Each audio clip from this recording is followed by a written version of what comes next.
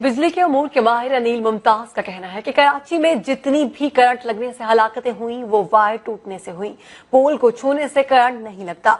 अगर बिजली की तार टूट जाए और मुरम्मत न की जाए तो जानलेवा भी साबित हो सकती है। उन्होंने के इलेक्ट्रिक के अमले को भी गैर तरबियत याफ्ता करार दे दिया। हर पोल के साथ ग्राउंडिंग होनी चाहिए कि वो प्रॉपर ग्राउंड हो।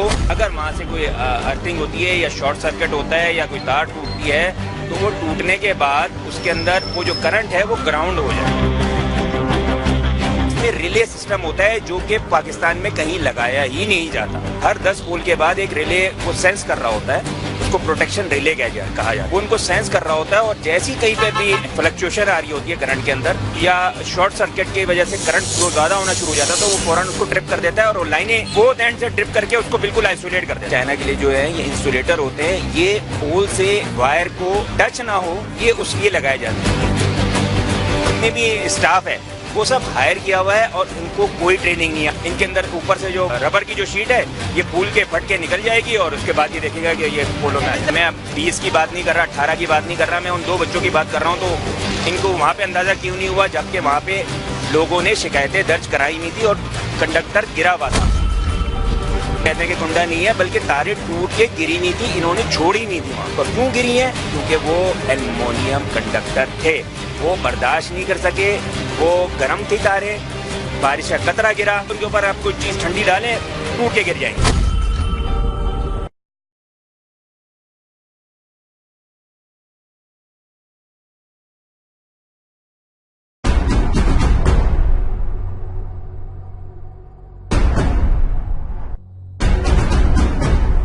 कॉपर की वायर है सर, ये कॉपर है, ये इसी का गेज है, ये एल्युमिनियम है।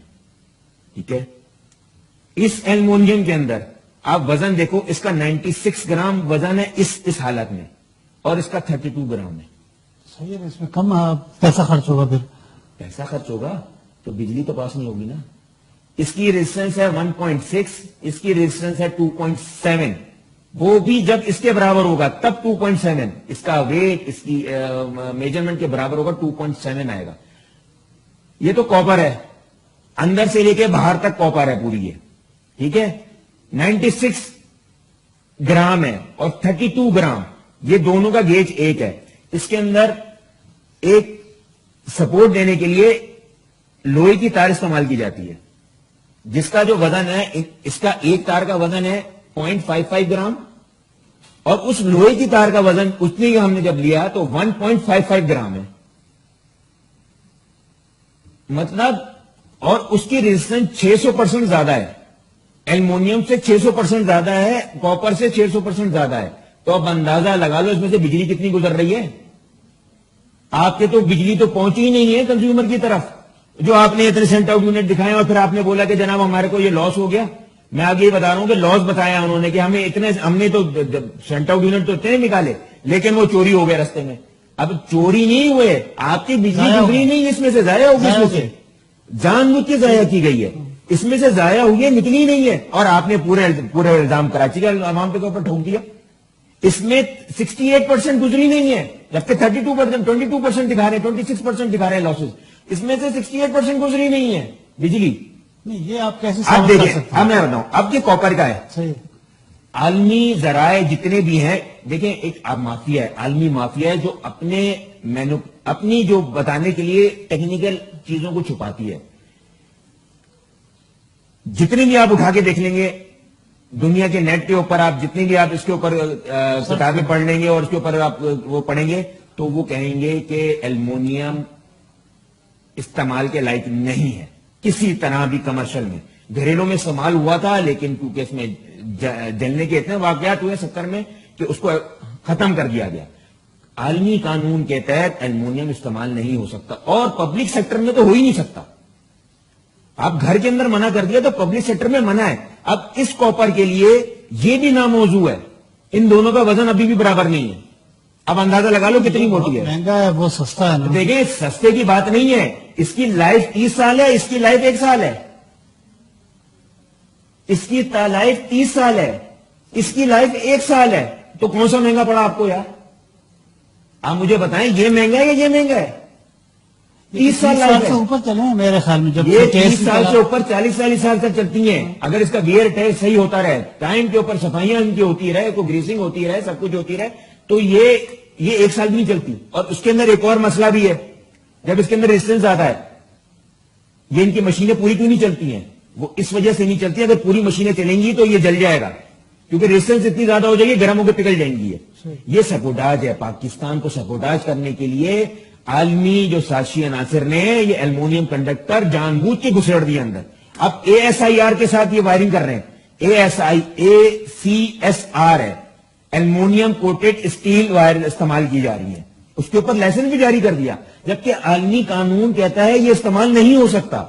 اب اس کے اندر یہ ہے, انہوں نے پہلے تو سب سے پہلے یہ بتایا کہ جناب ہمارے پاس جو ایک یونٹ ہے بن قاسم 1 18 سے 32 سال پرانا ہے, یہ 94% استعداد پہ چلایا گیا ہے. جون کے مہینے میں شدید گرمی تھی, ٹرپنگ شدید ہوئی, 2300 آن ریکارڈ ہلاکتیں اور 4000 ان ریکارڈ ہیں ہلاکتیں ہوئی ہیں.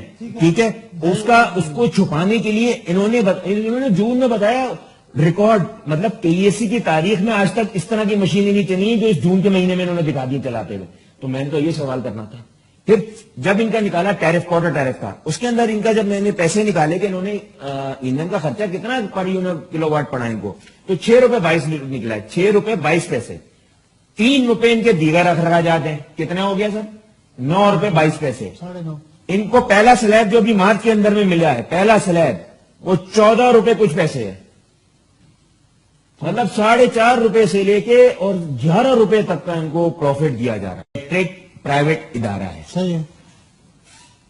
جب پرائیویٹ ادارہ نہیں تھا, یہ جب گورنمنٹ کی تدوین میں تھا, تو بدنیت اہلکاروں نے, کیونکہ سب سے زیادہ ڈکیتی اس کیس کو اس لیے نہیں اٹھایا جا رہا, آصم صاحب نے سب کچھ اگل دیا ہے, لیکن کے الیکٹرک پہ ہاتھ نہیں ڈالا جا رہا, کیونکہ کے الیکٹرک کے اوپر ہاتھ ڈالنے کا مقصد ہے کہ پچھلے 40 سال کے گڑے مدرے کھودیں گے, کہ جتنا کچھ ہوتا آ رہا ہے 40 سال کے درمیان یہ سب کھو دیا, کیونکہ کے الیکٹرک والا تو سب کو بولے گا نا.